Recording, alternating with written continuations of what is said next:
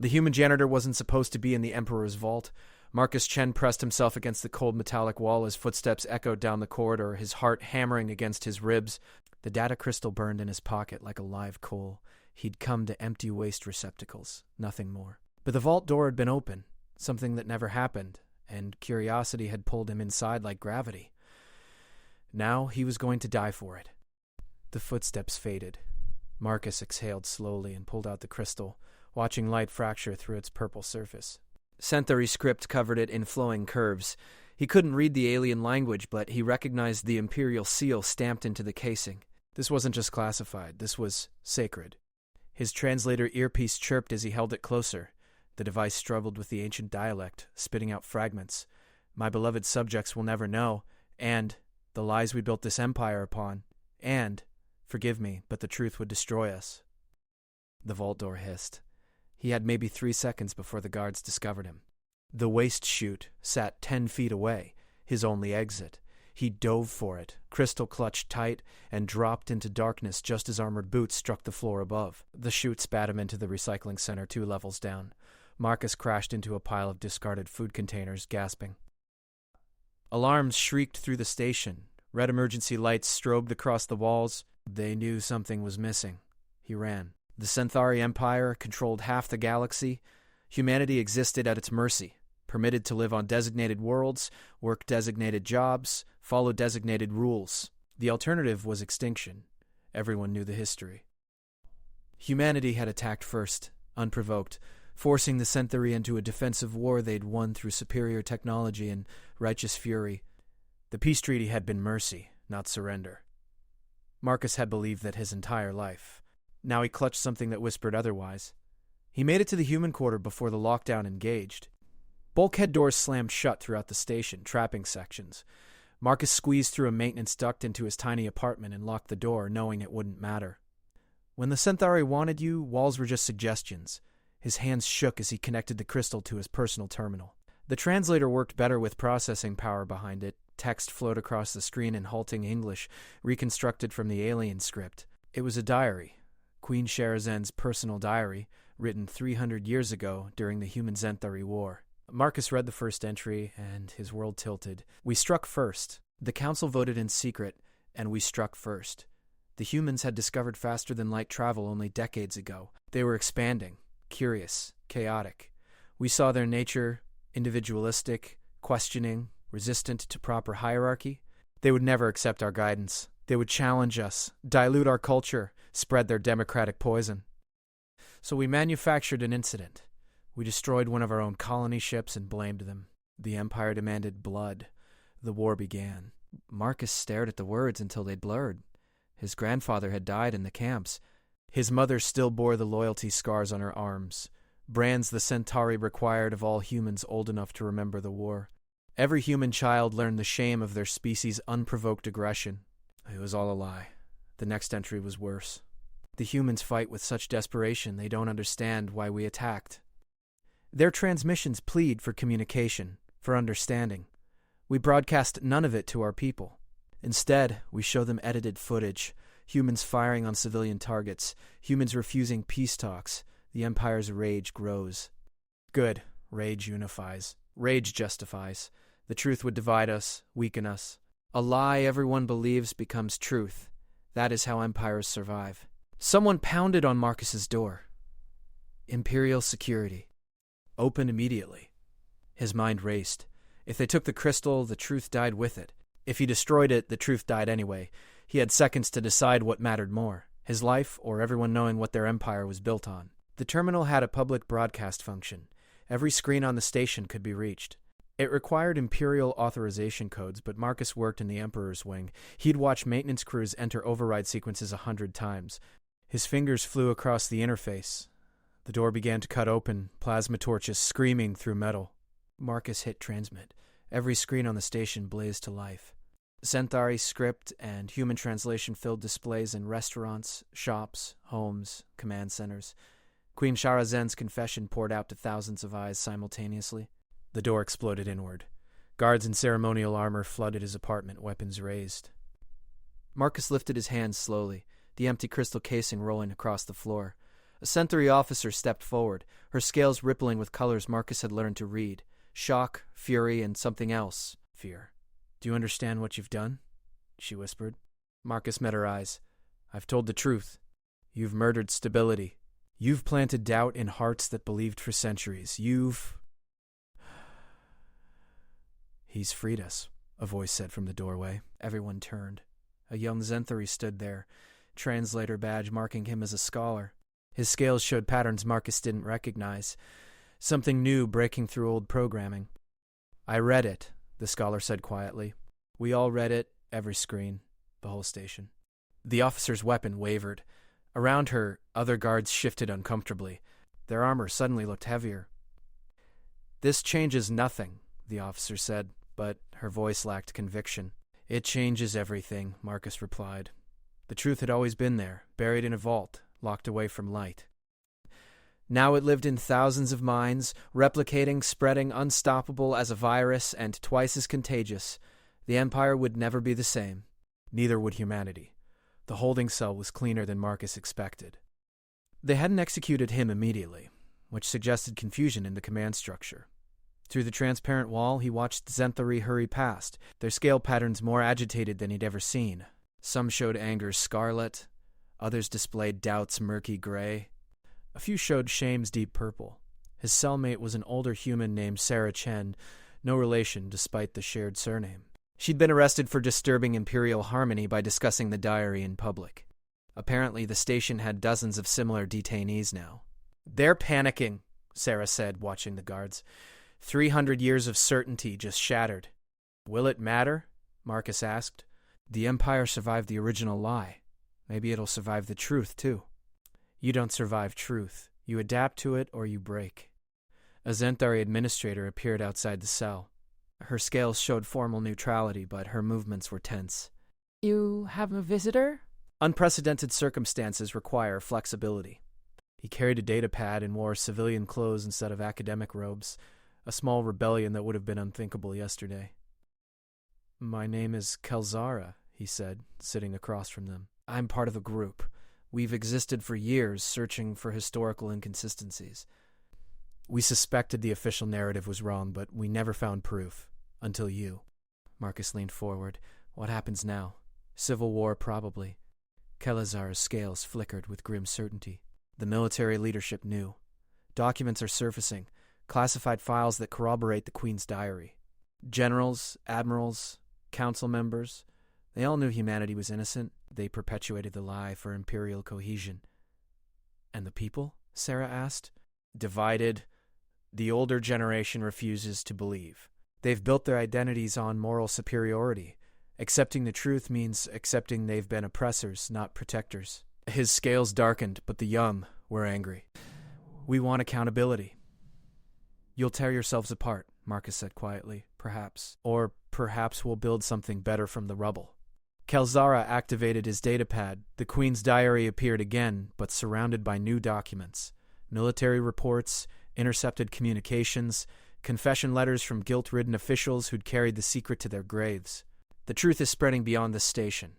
I'm transmitting everything to academic networks, news channels, resistance cells on a dozen worlds. They can't contain it anymore. The Empire's foundation is cracking."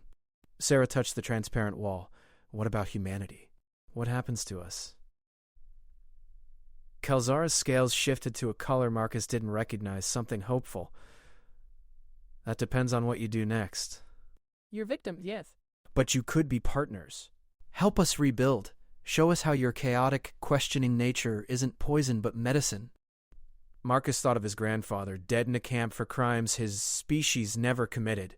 His mother scarred by brands meant to remind her of shame she never earned. Generations of humans bowing to an empire built on their broken backs. "Some humans will want revenge," he said. "And some Zenthari will refuse accountability," Kelzara countered. "The question is whether enough of us choose differently. Whether we can build trust from rubble." Alarms wailed. Through the cell wall, Marcus saw guards running, heard shouted orders in panicked tones. Kelazara checked his communicator. "Conservative military units are trying to seize control. They're arresting reformists, shutting down communications." His scales flushed with determination. "I have to go." But remember this. You didn't just find a diary. You planted a seed. What grows from it depends on all of us. He left at a run. The cell lock disengaged behind him. Deliberate or malfunction, Marcus couldn't tell. Sarah stood. Do we run or do we help? Marcus thought about it. Running meant survival. Helping meant risk. But the truth was already out there, multiplying in minds across the Empire. Running would save his body. Helping might save something larger. We help, he said. The station corridors filled with smoke and shouting. Zenthari argued in rapid-fire language, their scales flashing every color Marcus had ever seen. Some wore military armor, others wore civilian clothes. All looked terrified, furious, or both. A young Zenthari officer grabbed Marcus's arm. You're the human, the one who found it. Marcus nodded, tensing for violence. Instead, the officer pressed a weapon into his hands. Conservative forces are executing reformists. We need everyone who can fight. Will you defend the truth you released? It was surreal. A Zenthari soldier arming a human to fight other Zenthari. The Empire's certainties were dissolving in real time. I'll fight, Marcus said. So will I, Sarah added. The officer's scales showed gratitude. Follow me. We're holding the communications center. If we keep broadcasting the evidence, more stations will join the reform. If we lose it, the conservatives control the narrative again. They ran through smoke-filled corridors. Bodies lay scattered. Zenthari and a few humans, all casualties of an empire eating itself. Marcus's heart ached. He'd wanted truth, not war. But maybe war was truth's price when lies ran deep enough. The communications center was a fortress under siege. Reformist Zenthari and a handful of humans held barricades while conservative forces hammered them with weapons fire. The air smelled like ozone and burning metal. Kelzara was there, coordinating broadcasts even as the building shook. He saw Marcus and his scales brightened fractionally. Still alive. Good. We need witnesses. Human and Zenthari voices together telling the truth. I'm a janitor, Marcus protested. Not a speaker. You're the human who risked everything for truth. That makes you exactly the right speaker. Kelazara thrust a microphone toward him. The Empire is watching. Tell them why you did it. Tell them what happens next. She nodded encouragement. He took the microphone. His hand shook, but his voice held steady. My name is Marcus Chen. 3 days ago, I found Queen Sharzan's diary. I learned that everything my species was taught about our history was a lie. We didn't start the war. We didn't attack unprovoked. We were victims of imperial ambition and scapegoats for imperial guilt. Across the station, across multiple stations now, beings stopped to listen. I could have stayed silent. I could have sold the diary, used it for personal gain, or destroyed it to avoid trouble. But truth isn't a commodity. It's a foundation. You can't build anything lasting on lies, no matter how comfortable they feel. The barricade shuddered. Right now, Zenthari are fighting each other over what I revealed. Some want to bury the truth again. Others want to face it, no matter how painful. I don't know which side will win. But I know this. Humanity and Zenthari have been locked in a lie together for 3 centuries. We've both suffered for it. Zenthari carried guilt they expressed as superiority. Humans carried shame we didn't earn. His voice grew stronger. The only way forward is together, not as masters and servants. As partners who share an ugly history and choose to build something better. It won't be easy. There's too much pain, too much anger, but the alternative is more lies, more suffering, more generations born into a false world. A massive explosion shook the center. Part of the ceiling collapsed. Through the gap, Marcus saw conservative forces massing for a final assault. Kelzara grabbed his own microphone. I am Kelzara, scholar of the Imperial Academy. I confirm everything Marcus Chen has said. Our ancestors lied. They lied to justify conquest, to maintain power, to preserve an empire built on manufactured righteousness. We have been the aggressors. We have been the oppressors, and we must be the ones who change. His scales showed every emotion at once. Shame, determination, hope, fear. To my fellow Zenthari, the truth is painful. Accepting it means accepting that our moral superiority was delusion. But delusion cannot sustain an empire worth having. Only truth can do that. Only truth and justice and partnership. The conservative forces breached the barricade. Weapons fire lit the room. Marcus dove for cover, Sarah beside him. Around them, reformists and conservatives clashed in desperate combat. But the broadcast continued. Automated systems repeated their words across the Empire, unstoppable now. A conservative commander stood over Marcus, weapon raised. Her scales showed righteous fury. "You've destroyed 300 years of peace." "No," Marcus said quietly. "I've destroyed 300 years of injustice pretending to be peace. Real peace requires truth." The weapon wavered. The commander's scales flickered, fury giving way to doubt. Behind her, other conservatives hesitated. They'd all heard the broadcasts. They'd all seen the evidence. Certainty was a luxury they no longer possessed. The commander lowered her weapon. "Cease fire," she said hoarsely. "Everyone cease fire." Slowly, impossibly, the fighting stopped. Marcus stood on shaking legs. The communications center was rubble, but the broadcast equipment still functioned. Kelzara was wounded but alive. Sarah helped him to his feet, her face streaked with soot and tears. "What now?" the conservative commander asked. Her scales showed lost confusion. "Now we talk," Kelzara said. "We truth reconcile. We acknowledge what was done. We decide together what comes next." "The Empire will never accept this," another conservative said. "Then the Empire will change or collapse," Kelzara replied. "Those are the only options left." Marcus looked at the Centaurs surrounding him, reformists and conservatives, young and old, all grappling with a reality that had shifted beneath their feet. He thought of his grandfather again, and his mother, and every human who'd lived under the weight of unearned shame. The truth wouldn't erase that pain, but it might prevent future generations from carrying it. "I want to help," he said, with the reconciliation. "If you'll have me." Kelzara's scales showed something Marcus had never seen on a Centauri before. Genuine gratitude mixed with hope. "We'll need human voices. We'll need victims willing to forgive without forgetting. Are you that person?" Forgiveness felt too big, too generous for what had been done, but so did perpetual hatred. Neither extreme would build the future both species needed.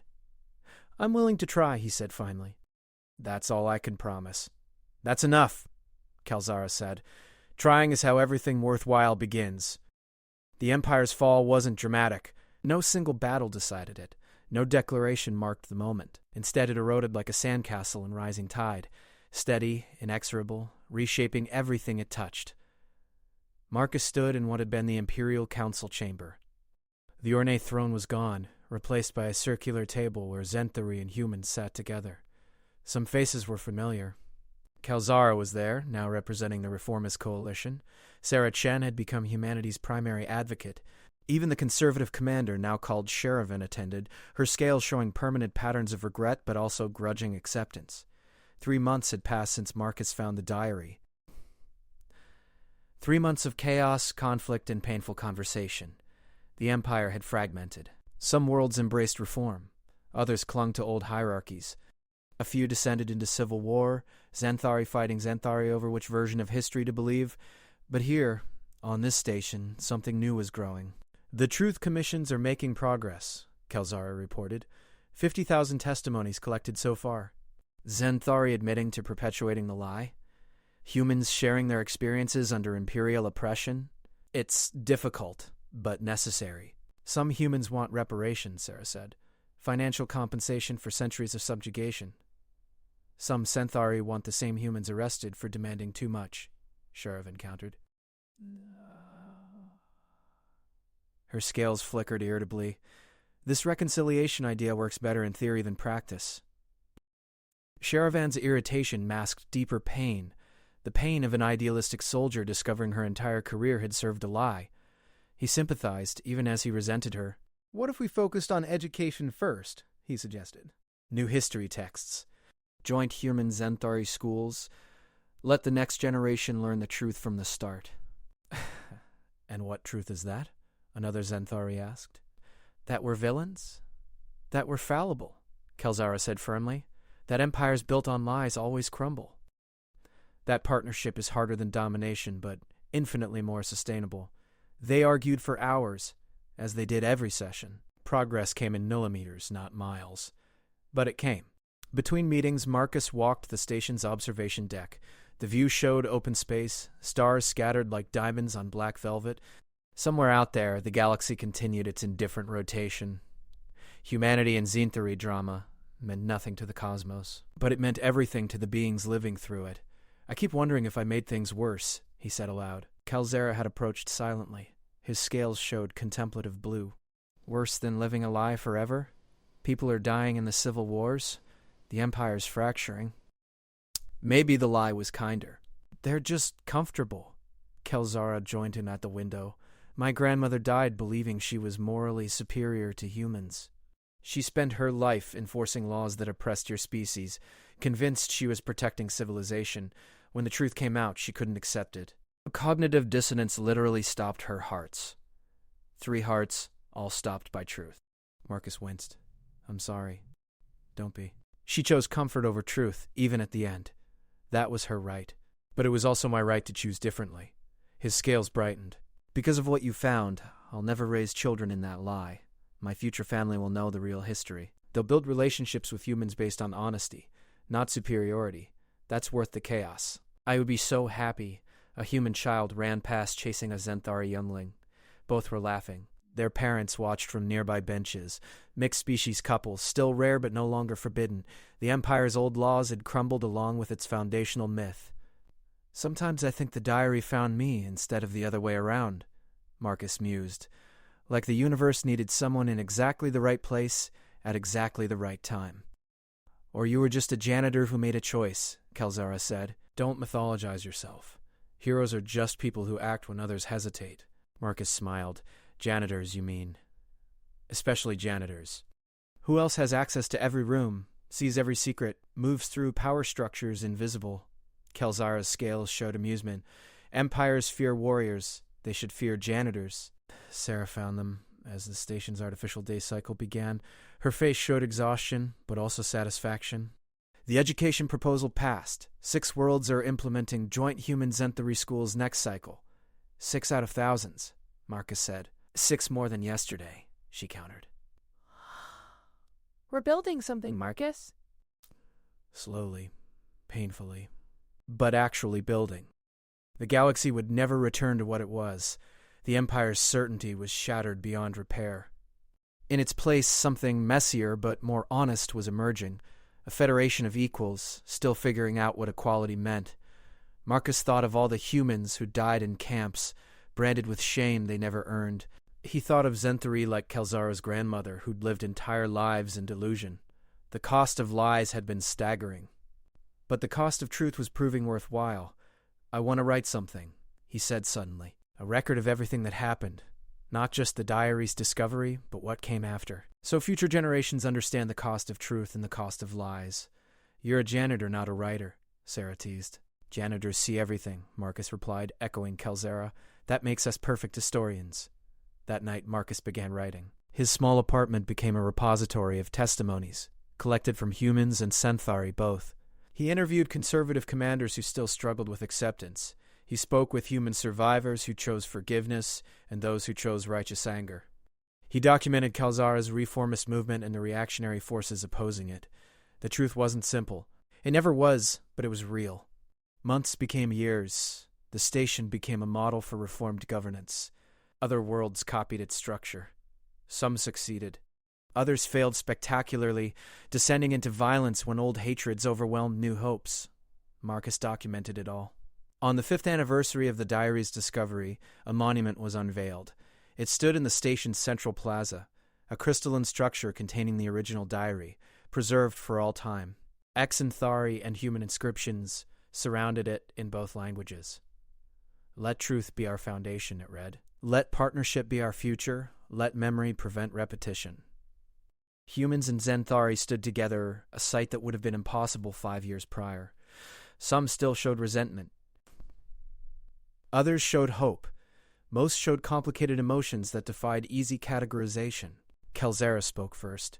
His scales were patterned now with marks of leadership. He'd become chief administrator of the Reformist Coalition. We cannot undo the past. 300 years of lies left scars that won't heal in our lifetimes. But we can refuse to pass those lies to our children.